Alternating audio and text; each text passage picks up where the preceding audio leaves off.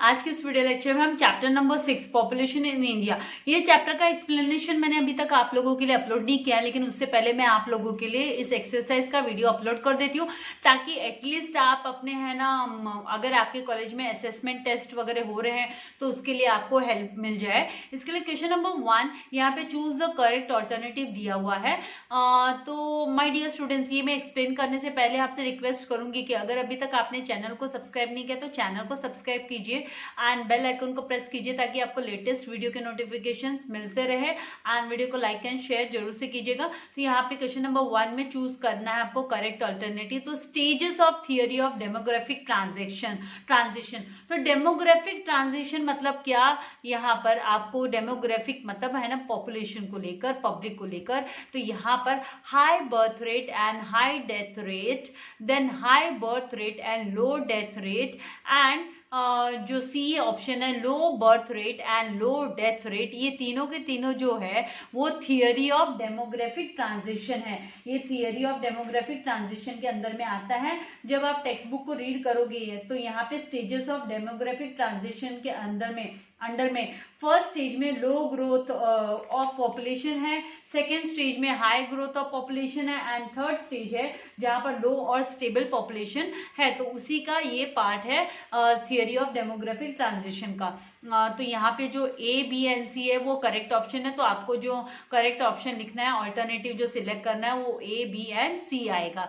Then incorrect reasons for population exploration in India, कौन सा है ना इनकरेक्ट रीजन है, कौन सा कारण है ना वो गलत कारण यहाँ पे दिया है, बताया है, जिसके वजह से पॉपुलेशन एक्सप्लोरेशन हुआ है। तो इलिटरेसी की वजह से पॉपुलेशन एक्सप्लोरेशन, ये तो सही बात है।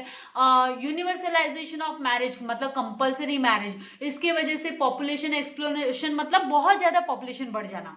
पॉपुलेशन एक्सप्लोशन का मतलब है बहुत ज्यादा पॉपुलेशन बढ़ जाना, इंक्रीज हो जाना। तो यूनिवर्सलाइजेशन मतलब कंपल्सरी मैरिज की वजह से भी हाँ पॉपुलेशन बढ़ी है, क्योंकि बच्चे चिल्ड्रन टेक्स प्लेस, बर्थ होती है बच्चों की, जन्म लेते हैं बच्चे। देन जॉइंट फैमिली सिस्टम, जब है ना जॉइंट फैमिली होती है तो है ना इग्नोरेंस रहता है, क्योंकि वो बर्डन नहीं आता है ना, खर्चों का बर्डन नहीं आता है, तो उसके वजह से भी है ना 1 से 2, 2 से 3 है ना जो बर्थ रेट में इंक्रीज होते जाता है बच्चों के।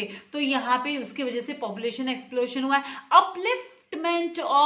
अपलिफ्टमेंट इन लाइफस्टाइल, तो लाइफस्टाइल में जो इंप्रूवमेंट, स्टैंडर्ड लाइफस्टाइल की वजह से क्या पॉपुलेशन एक्सप्लोशन हुआ है? नहीं।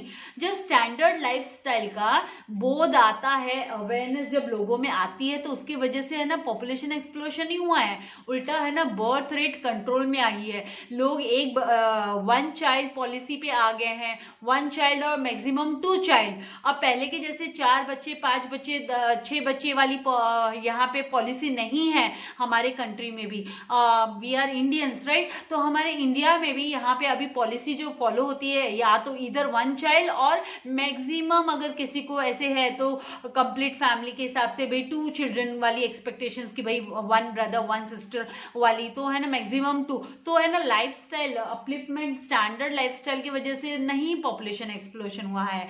तो ये जो अपलिफ्टमेंट इन लाइफस्टाइल है ये इनकरेक्ट रीजन यहाँ पे दिखाया है कि ये गलत है, इसकी वजह से पॉपुलेशन एक्सप्लोशन नहीं हुआ है।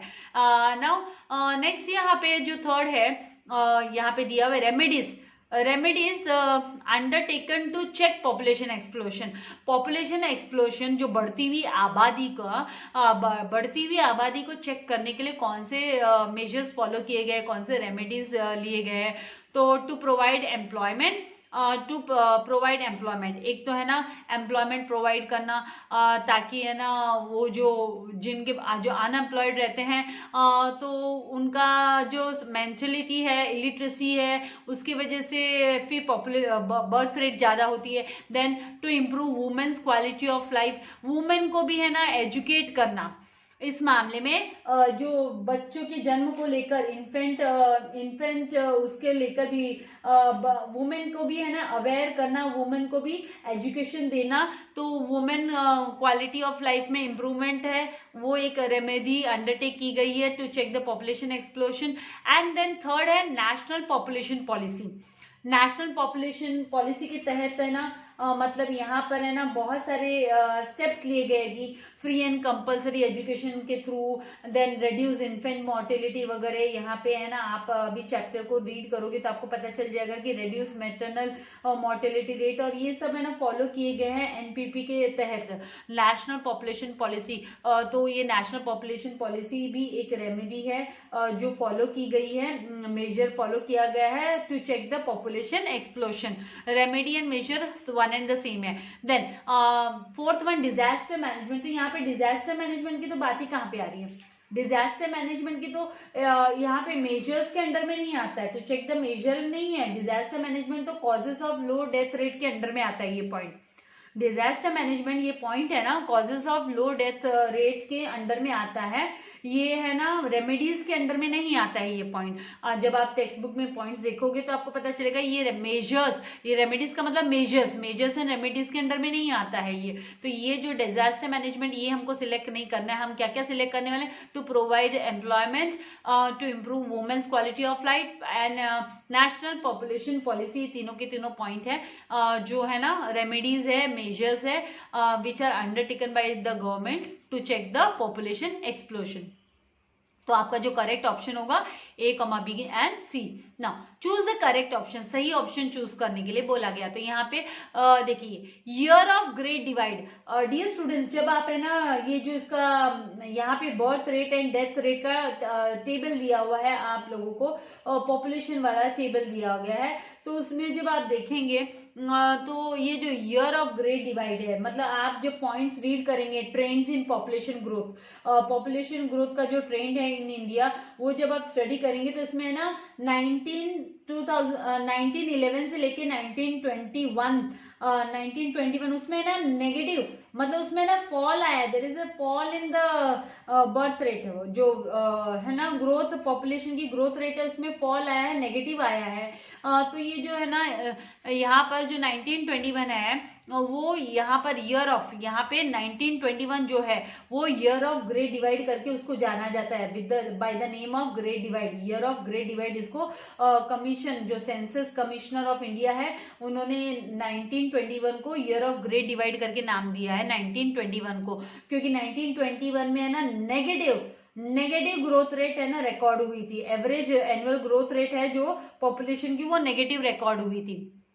ये एक पहला यही एक ईयर था जब भी नेगेटिव ग्रोथ रेट रिकॉर्ड हुई थी। Then AJ Coale and EM Hoover, ये जो है इसमें आपका जो पॉइंट यहाँ पे आएगा वो आएगा डेमोग्राफिक ट्रांजिशन के अंडर में। इन दोनों का कंट्रीब्यूशन है डेमोग्राफिक ट्रांजिशन के का जो है theory of demographic transition.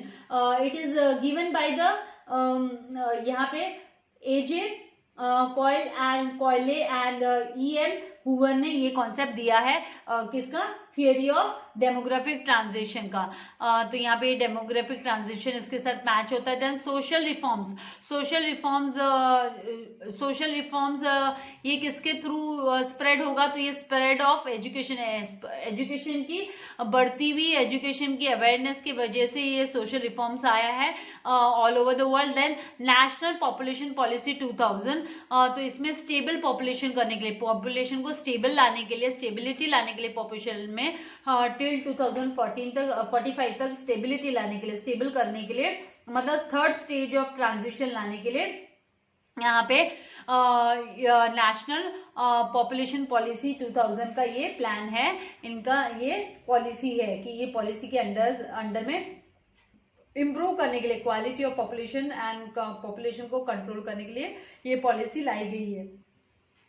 Now तो यहाँ पे आपने जैसे फर्स्ट जो है उसका मैच होता है बी के साथ, सेकंड है उसका मैच होता है सी के साथ, एंड थर्ड उसका मैच होता है डी के साथ, एंड फोर्थ है वो मैच होता है ए के साथ। तो यहाँ पे से आपको ऑप्शन में देखना है कि भाई कहाँ पे है, तो ये जो सेकंड ऑप्शन है ये करेक्ट है, फर्स्ट बी के साथ, second C, third D and fourth one A के साथ आपको मैच करना है। तो ये जो आपका सेकंड ऑप्शन है वो करेक्ट ऑप्शन है। नाउ सेकंड क्वेश्चन यहाँ पे दिया गिव इकोनॉमिक टर्म्स, आपको इकोनॉमिक टर्म्स देने के लिए बोला गया है कि आप गिव इकोनॉमिक टर्म्स आप प्रोवाइड कीजिए, इकोनॉमिक टर्म्स दीजिए। तो यहाँ पे सबसे पहले increase in population is faster then economic growth and development. जो पॉपुलेशन में इंक्रीज हो रहा है वो इकोनॉमिक ग्रोथ एंड डेवलपमेंट से ज्यादा है, तो उसको क्या बोला जाता है, तो that period is known as population explosion. तो उसको क्या बोला जाता है, पॉपुलेशन एक्सप्लोशन। ये सिचुएशन ऐसी सिचुएशन होती है जब है ना इकोनॉमिक ग्रोथ एंड डेवलपमेंट है ना वो है ना कम होता है, किसके बजाय, तो पॉपुलेशन के बजाय वो कम होता है, और पॉपुलेशन फास्ट एकदम इंक्रीज करती है, बढ़ती है, पॉपुलेशन जनसंख्या तेजी से बढ़ती है, और जो इकोनॉमिक ग्रोथ एंड डेवलपमेंट है वो उसकी कंपैरेटिव लो होता है। Now difference between birth rate and death rate, तो डेथ रेट और बर्थ रेट के बीच का जो डिफरेंस होता है, जो डिफरेंस है माइनस करते हैं हम, तो क्या है, उसको सर्वाइवल रेट बोला जाता है, that is called as survival. भाई कितनों ने जन्म लिया और कितनों की डेथ हुई, तो उनमें से हम जब माइनस करते हैं तो बचे हुए जो है वो सर्वाइवल रेट आती है। Now balance between natural resources and population growth, natural resources and population growth के बीच का जो बैलेंस है उसको कौन सा बैलेंस बोलते हैं, तो that is known as optimum population, उसे ऑप्टिमम पॉपुलेशन बोला जाता है। Balance between natural resources and population growth के बीच में जो बैलेंस बनाया जाता है तो उसे ऑप्टिमम पॉपुलेशन, मतलब है ना किसी कंट्री का नेचुरल रिसोर्सेज कितना है और उसका पॉपुलेशन ग्रोथ कितना है उसको बैलेंस किया जाता है, तो उसे ऑप्टिमम पॉपुलेशन बोला जाता है। नेचुरल रिसोर्सेज के अकॉर्डिंग ही पॉपुलेशन का ग्रोथ होता है। Now program introduced to reduce the birth rate in 1952 में बर्थ रेट कम करने के लिए हमारी कंट्री में, इन इंडिया 1952 में बर्थ रेट कम करने के लिए, बच्चों के जन्म रेट को कम करने के लिए कौन सी पॉलिसी लाई गई, तो फैमिली प्लानिंग प्रोग्राम लाया गया, फैमिली प्लानिंग प्रोग्राम लाया गया। नाउ यहाँ पे नेक्स्ट क्वेश्चन है कि identify and explain the concepts of the given illustrations. आपको जो इलस्ट्रेशंस दिए हुए हैं उन्हें आपको आइडेंटिफाई करना है, पहचानना है, और फिर आपको है ना कॉन्सेप्ट को एक्सप्लेन भी करना है। ये जो स्टेटमेंट्स है इनको आपको एक्सप्लेन करना है। तो सबसे पहला यहाँ पे जो है वो है देयर आर 40 बर्थ्स पर 1000 in country during a year. Country a example दिया कि ये कंट्री का नाम दिया, कंट्री ए में ड्यूरिंग अ ईयर कितने बर्थ हुए, तो 40 बर्थ हुए पर 1000 इन कंट्री, जो 1000 लोगों के पीछे 40 बच्चे, यहाँ पे 40 बच्चों का जन्म हुआ। तो ये कौन सा कॉन्सेप्ट हुआ, तो आइडेंटिफाइड कॉन्सेप्ट हो गया बर्थ रेट इसे बोलेंगे हम, और इसका एक्सप्लेनेशन लिखेंगे कि बर्थ रेट का मतलब क्या होता है, तो birth rate means the number of births, जो नंबर है बर्थ है, number of birth occurring per 1000 of the living population, per 1000 of the living, जो लिविंग पॉपुलेशन के 1000 के आंकड़े के पीछे 40 बच्चे बॉर्न हुए, तो यहाँ पे बर्थ रेट का मतलब the number of births occurring per 1000 of the living population during a year, and in this illustration birth rate in a country A is during a year। Birth rate दिया हुआ है हमको कि भाई 40 बच्चों का जन्म हुआ 1000 के पीछे पूरे साल में, तो ये बर्थ रेट से रिलेटेड कॉन्सेप्ट हो गया।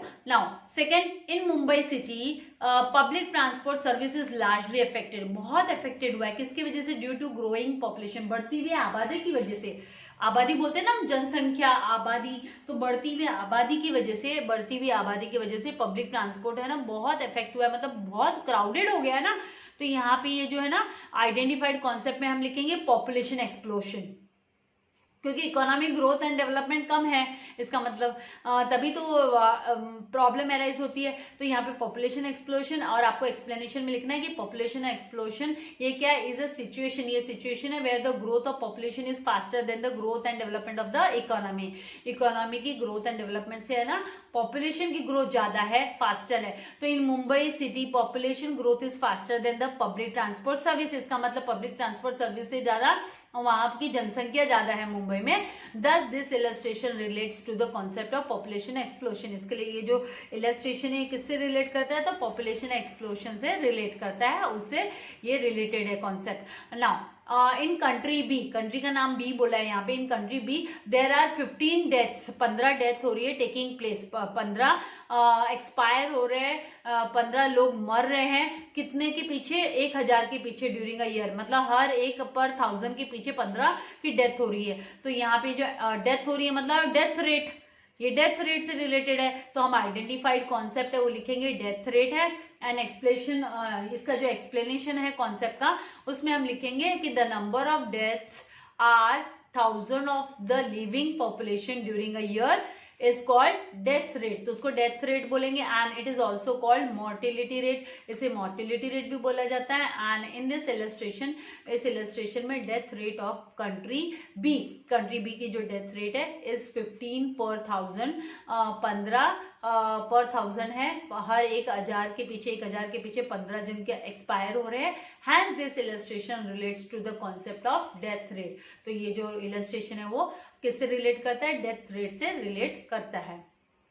आई होप आपको कॉन्सेप्ट समझ में आ रहा है। नाउ फोर्थ यहाँ पे दिया है कि for a certain period of time, for a certain period of time China ने अडॉप्ट किया the policy of 1 child per family, एक फैमिली के पीछे एक बच्चा। तो ये किस पॉलिसी के अंडर में आता है? तो चाइना एक नेशन है, एक कंट्री, एक नेशन है, तो मतलब उनकी नेशनल पॉपुलेशन पॉलिसी के अंडर में आएगा ये। तो यहाँ पे जो आइडेंटिफाइड कॉन्सेप्ट है वो हम लिखेंगे national population policy, national population policy. तो एक्सप्लेनेशन ऑफ द कॉन्सेप्ट का एक्सप्लेनेशन क्या होगा? द गवर्नमेंट ने इंट्रोड्यूस किया national population policy NPP to control population growth in the country, population growth को कंट्रोल करने के लिए कंट्री में। And China had adopted the policy of 1 child per family, एक बच्चा एक फैमिली के पीछे, to control the population in the country. Hence इसीलिए this illustration relates to the concept of national population policy. इसके लिए जो इलस्ट्रेशन है वो नेशनल पॉपुलेशन पॉलिसी के से रिलेट करता है ये कॉन्सेप्ट। तो इस तरीके से आपको लिखना। तो आई होप आपको कॉन्सेप्ट समझ में आ रहे हैं। अभी हम मूव करते हैं नेक्स्ट क्वेश्चन नंबर, यहाँ पे क्वेश्चन नंबर 4 पे हम मूव करते हैं कि answer the following. Answer the following में आपको लिखना है explain the causes of high birth rate. High birth rate का कारण क्या है? तो बर्थ रेट का मतलब क्या है पहले तो आप वो लिखोगे, उसका मीनिंग क्या है। तो बर्थ रेट का मतलब है the number of births occurring per 1000 of living population during a year. मतलब हर 1000 के पीछे कितने जन्म ले रहे हैं पर्टिकुलर ईयर में, तो that is called as birth rate. And इस बर्थ रेट को हमें ना फर्टिलिटी रेट भी बोलते हैं, it is also known as fertility rate भी बोला जाता है। और इसके कारण क्या है? अब हम कारण लिखेंगे तो causes of high birth rate in India can be explain as follows. तो हम इसको इस तरीके से एक्सप्लेन करेंगे।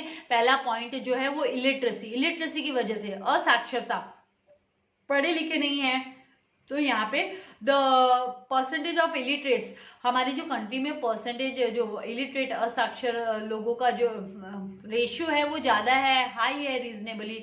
So the attitude of illiterate people, जो इलिटरेट पीपल होते हैं उनका attitude towards the marriage and child birth rate has remain rigid. तो वो कॉम्प्लेक्स रह गया, वो रिजिड रह गया, वो एज इट इज रह गया।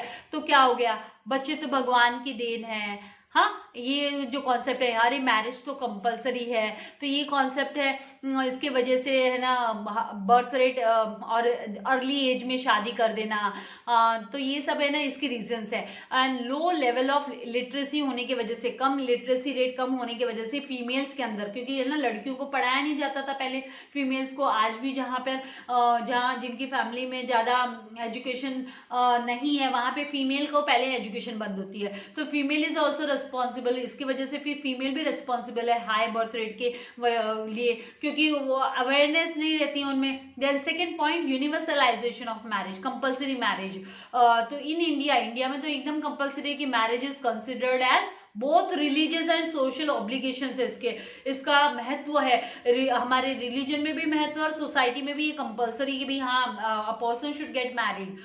तो even with the spread of education, हालांकि अभी भी है ना एजुकेशन स्प्रेड हो गई, लेकिन हमारा जो एटीट्यूड है, वी इंडियंस, मैं है ना आपकी हमारी सबकी बात करूँ, we Indians we have the attitude, हमारा जो एटीट्यूड है हम लोगों का टुवर्ड्स द मैरिज, वो अभी भी चेंज नहीं हुआ है। इट हैज नॉट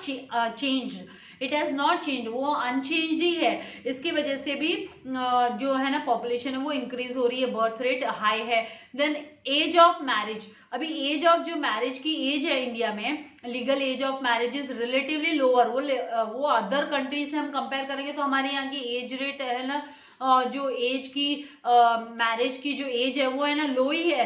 गर्ल्स के लिए 18 ईयर्स फॉर फीमेल्स है एंड 21 ईयर्स मेल्स के लिए है। तो ये लो एज ऑफ मैरिज है, ये भी एक कारण है जिसकी वजह से जो हमारी कंट्री की जो बर्थ रेट है जन्म दर है, वो दर हम रेट मतलब दर बोलते तो जन्म दर वो हाई है, वो बढ़ी हुई है ना।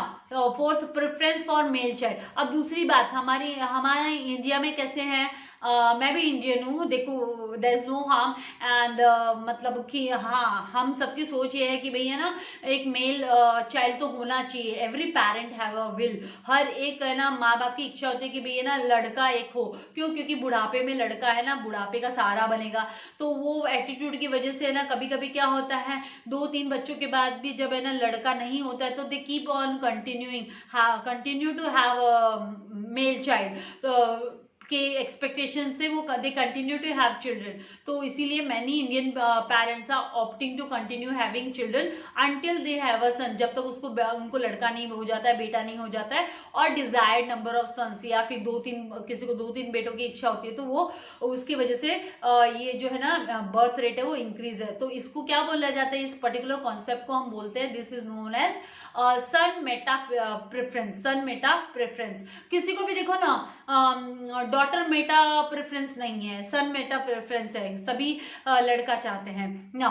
Joint family system, joint family system भी एक कारण है इसका। तो this is no individual financial responsibility, there is no individual, और यहाँ पे कोई है ना इंडिविजुअल बंदे की, पर्टिकुलर बंदे की कोई फाइनेंशियल जिम्मेदारी नहीं होती, खर्चे वाला टेंशन होता नहीं है, क्योंकि जॉइंट फैमिली सिस्टम होता है तो पता नहीं चलता है, ये जो है ना वो कर्ता का, जो हेड ऑफ द फैमिली है, उसकी जिम्मेदारी होती है, जवाबदारी होती है घर का खर्च चलाने की। तो hence existence of joint family, जो इंडिया का जो जॉइंट फैमिली सिस्टम है उसकी वजह से भी है ना जो हाई बर्थ रेट इंडिया में है।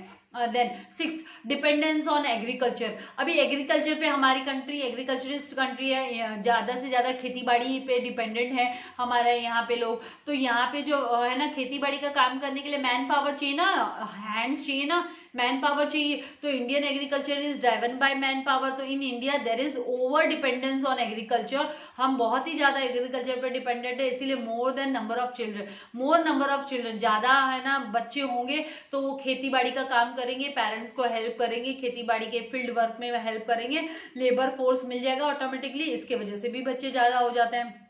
7, वाइड स्प्रेड पॉवर्टी, गरीबी की वजह से भी, गरीबी की वजह से कैसे, तो गरीब लोगों की फिर थॉट क्या होती है कि पुअर पीपल वो प्रेफर करते हैं लार्ज फैमिली, उनको क्या लगता है भाई बच्चे ज्यादा होंगे तो कमाई ज्यादा होगी, फ्यूचर में वो इकोनॉमिक सपोर्ट बनेंगे फैमिली का, वो लोग कमाएंगे और हमको सपोर्ट मिलेगा, because they feel that more children means greater economic support. Then 8 जो है वो है lack of awareness about the family welfare services, family का भला कैसे हो उसके बारे में है ना समझदारी नहीं होती है, इग्नोरेंट होता है फैमिली मेंबर्स में, उसकी वजह से भी पॉपुलेशन ज्यादा है। तो most of the people are ignorant है, ध्यान नहीं देते, केयरलेस है about the availability of various means, कौन कौन सी मीन्स एंड टेक्निक्स अवेलेबल है फैमिली प्लानिंग को लेकर, कि भाई है ना वो लोग प्रिकॉशंस ले सकते हैं कि they should not continue the birth of children, तो उसके लिए वो प्रिकॉशंस ले सकते हैं। तो उसका अवेयरनेस ना होने की वजह से भी है ना बर्थ रेट हाई है हमारी कंट्री में।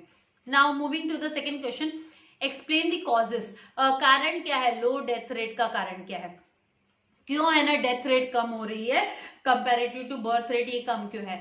तो इसका भी कारण है भाई advance technology. The number of deaths, इसका पहले तो मीनिंग लिखेंगे हम कि the number of deaths per 1000 of living population during a year is called death rate, उसे डेथ रेट बोलेंगे, and it is also called mortality rate, death rate को हम मोर्टेलिटी रेट भी बोलते हैं। Now causes of low death rate in India can be explained as follows. तो सबसे पहला improvement in medical and health facility, medical and health facility improve हुई है तो उसके वजह से, तो due to wide spread increase in medical and health facilities, जो एपिडेमिक्स जैसे प्लेग है, कोलेरा है, मलेरिया, स्मॉल पॉक्स, ये ट्यूबरक्लोसिस, इन सबके वैक्सीन अवेलेबल है अभी ऑलमोस्ट मार्केट में, ऑलमोस्ट ये है ना गायब भी हो गए हैं, बीमारियां दूर भी हो गई है, तो इनके वजह से जो डेथ रेट है वो कम हो गई है कंट्री में। Then decline in maternal mortality rate, अभी मैटरनल मतलब माँ जब बच्चे को जन्म देती है, मैटरनल मदर जब बच्चे को जन्म देती है उस समय पे जो डेथ है बच्चे का और माँ का, उसकी रेट में भी डिक्लाइन हो गया है। Over a period of time death rate of जो वुमेन की डेथ रेट है, डाइंग रेट है, वो कम हो गई, डेथ रेट कम हो गई during maternity has decline due to the improvement in medical facilities. Now third, fall in infant mortality rate. अभी इन्फेंट मोर्टिलिटी रेट जो छोटे बच्चे 12 साल से कम के बच्चे 12 महीने से कम के, सॉरी नॉट 12 साल, 12 महीने से कम के वाले जो बच्चे इन्फेंट है वो उनकी भी जान अभी बचाई जाने लगी because of improvement in the technology and health medical facilities की वजह से। तो यहाँ पे due to better medical facilities there has been a decline in infant mortality rate from 146 per 1000 1951 में, है ना, हर 1000 माँ के पीछे ना 146 बच्चे ना एक्सपायर हो जाते थे। इन्फेंट मतलब छोटे बच्चे एक्सपायर हो जाते थे। अब वो रेट कम होकर है ना 64 पर आ गई है। पर 1000 के पीछे 64 एक्सपायर होते हैं 2000 में, एंड 2011 में वो 47 पे आ गई। तो मतलब ये तो कम होते जा रही है, और है ना बर्थ रेट है वो इम्प्रूव होते जा रही है, बढ़ते जा रही है, इंक्रीज होते जा रही है, और डेथ रेट कम होते जा रही है। तो इसकी वजह से पॉपुलेशन एक्सप्लोशन हो गया। तो इम्प्रूवमेंट इन लिटरेसी, और है ना इसके साथ ही है ना मदर्स को भी है ना एजुकेशन दी जा रही है कि भाई कैसे आपको बच्चे को संभालना है, कैसे देखभाल करनी है, किस तरीके से आप उनका केयर कर सकते हो ताकि आपके बच्चे की डेथ ना हो। तो यहाँ पे improvement in literacy among the women has also resulted in better care of infants, and as such there is a decline in infant mortality rate. Now fourth point, increase in literacy. अभी है ना साक्षरता बढ़ रही है ना, धीरे धीरे एजुकेशन बढ़ रही है, क्योंकि फ्री एजुकेशन पॉलिसी वगैरह गवर्नमेंट ने एनपीपी के तहत लाया हुआ है। Free and compulsory education up to the age of 14 years government ने लाया है। तो उसकी वजह से लिटरेसी रेट बढ़ रही है, ईच वन टीच वन वगैरह, राइट। तो यहाँ पे better education will help the people to take care of their life. उनकी जिंदगी का भी ख्याल रखने में हेल्प होती है, और बच्चे भी है ना बेटर वे में है ना नीड्स ऑफ देयर, बच्चों की नीड्स भी वो पूरा कर पा रहे हैं। Education has also help the people to come out with their blind faith, जो उनके सुपरस्टिशियस, उनके जो अंधविश्वास वगैरह है, बिलीव्स है, इग्नोरेंस है, ये सब है ना कम हो गया है लिटरेसी की वजह से, साक्षरता की वजह से। Now use of nutritious food. अभी न्यूट्रिशियस हेल्दी फूड के यूज की वजह से भी है ना, अवेयरनेस की वजह से भी है ना जो डेथ रेट है वो लो हो गई है। तो education has created awareness about the health and nutrition, and जो percentage of children and women dying due to malnutrition आपने साइंस में पढ़ा है, एंड इल हेल्थ की वजह से जो बच्चे मरते थे वो कम हो गई है। वॉज क्वाइट हाई, पहले ज्यादा थी अब कम हो गई है। So these deaths are now brought under control, ये सारे कंट्रोल में आ गए हैं बाय प्रोवाइडिंग न्यूट्रिशियस डाइट दिया जाता है। फॉर एग्जांपल है ना स्कूल्स में जो इंटीरियर स्कूल्स है, हमारे गाँव में स्कूल्स है, वहाँ पे ना मिड डे मील प्रोग्राम है ना गवर्नमेंट की तरफ से। मिड डे मतलब आपको दोपहर का खाना स्कूल में मिलेगा, तो हेल्दी फूड मिलता है। तो उसकी वजह से एक तो एजुकेशन के लिए भी बच्चे वहाँ तक पहुँच जाते हैं, फ्री एजुकेशन लेने के लिए भी, और साथ ही साथ उनको न्यूट्रिशियस फूड भी अवेलेबल हो जाता है। The next, disaster management. तो the national disaster management authority, जिसे NDMA हम शॉर्ट फॉर्म बोलेंगे, वॉज कॉन्स्टिट्यूटेड इन 2005 में ये ना कॉन्स्टिट्यूट किया गया था। एंड ये क्या करता है, तो ये हेल्प करता है mitigate all the types of disaster. हर एक है ना जो डिजास्टर जो भी होता है उसको कंट्रोल में करने के लिए, लॉस ऑफ लाइव्स मतलब जिंदगी के लिए जो खतरे हैं उनको कम करने के लिए ये जो डिजास्टर मैनेजमेंट अथॉरिटी वो काम करती है। तो इसकी वजह से भी डेथ रेट कम हो गई है। नाउ अदर फैक्टर्स कौन कौन से हैं, तो अदर फैक्टर्स में जैसे एजुकेशन हो गया, सोशल रिफॉर्म्स हो गए, रैपिड अर्बनाइजेशन, क्योंकि स्टैंडर्ड ऑफ लाइफ है ना भाई, अर्बनाइजेशन में स्टैंडर्ड ऑफ लिविंग है, standard of life, improvement in standard of living, then publicity campaigns वगैरह की वजह से है ना बहुत सारी अवेयरनेस आई है लोगों में, तो उसकी वजह से डेथ रेट है वो लो हो गई। तो आई होप आपको ये कॉन्सेप्ट समझ में आ गया है। नाउ हम है ना नेक्स्ट मूव करेंगे, ये जो human resource in economic development, ये है ना आपको सेल्फ स्टडी के लिए दिया हुआ है। तो ये मैं आपको एक बार एटलीस्ट एक्सप्लेन करूंगी, तो आपके माइंड में एक बार तो आप गो थ्रू करोगे। ये आपके ना रिटर्न पेपर के लिए मुझे लगता नहीं कि आपके टीचर्स पूछेंगे, लेकिन ये इंटरनल उसमें टीचर्स पूछ सकते हैं ऑब्जेक्टिव पॉइंट वगैरह में। तो यहाँ पे ये खाली है ना 2000, ये हमारे ये पेंडेमिक पीरियड चल रहा है, इसीलिए ये आपके वैसे पोर्शन से ये डिलीट किया हुआ है, लेकिन अगले साल ये रहने वाला है। Now explain the role of human resource in economic development. तो पॉपुलेशन, पहले तो आपको इसका लिखना है कि population constitutes a nation's valuable resource. इसमें क्या इंक्लूडेड है, तो नेशनल वैल्यूएबल रिसोर्सेज इंक्लूडेड है, नेचर्स, ये जो नेचर्स ब्यूटी बिकम्स, यहाँ पे सिग्निफिकेंट रोल हो जाता है, ब्यूटी बॉन्ची becomes significant only when the people find it useful.